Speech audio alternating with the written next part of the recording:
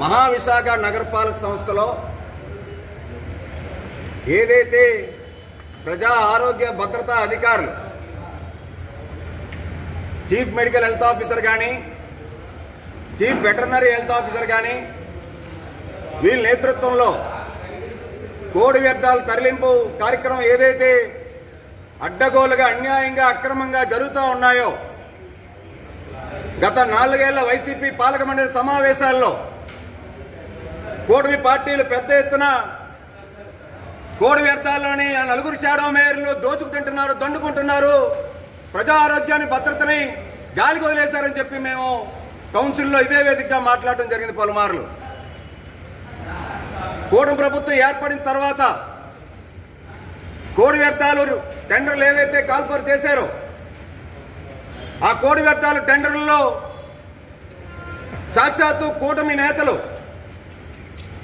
కూటమిలో ఉన్నటువంటి ప్రజాప్రతినిధులు వాళ్ళ పాత్రలు ఉన్నాయి. జీవీఎంసీ కౌన్సిల్లో ఉన్నటువంటి ఎక్సెప్షన్ మెంబర్స్ లో కొంతమంది కూటమి కార్పొరేటర్లు మామూలు ముడుతున్నాయని చెప్పి అనేక కథనాలు ప్రధాన పత్రికల్లో మీడియాలో రావడం అనేది ఇవాళ రాష్ట్ర ప్రభుత్వానికి కూటమి పార్టీల ప్రతిష్టకి దెబ్బతీసేటువంటి కార్యక్రమం జరుగుతూ ఉంది. అందుకనే కోడి వ్యర్థాల తరలింపు విషయమై పూర్తి స్థాయిలో టెండర్లు రద్దు చేయాలని, దీనికోసం ప్రత్యామ్నాయంగా రెండరింగ్ ప్లాంట్ లాంటిది కోడి వ్యర్థాలు సేకరించి ప్లాంట్లో బై ప్రొడక్ట్స్ ని తయారు చేసి తద్వారా దాన్ని బయటికి పంపించేటువంటి కార్యక్రమం చేయాలని రాష్ట్ర ముఖ్యమంత్రి నారా చంద్రబాబు నాయుడు గారికి, రాష్ట్ర ఉప ముఖ్యమంత్రి పవన్ కళ్యాణ్ గారికి, చీఫ్ సెక్రటరీ విజయానంద్ గారికి, రాష్ట్ర పురపాలక శాఖ మంత్రి నారాయణ గారికి, సిడిఎంఏ కమిషనర్ సంపత్ కుమార్ గారికి, జిల్లా కలెక్టర్ గారికి, జీవీఎంసీ కమిషనర్ గారికి, వాళ్ళ నగర మేయర్ గారికి, కూటమి నేతలు, కూటమి ప్రజాప్రతినిధులు ఎవరైతే కోడి వ్యర్థాలు కంపులో వీళ్ళు పేర్లు పదే పత్రికల్లో వస్తున్నాయో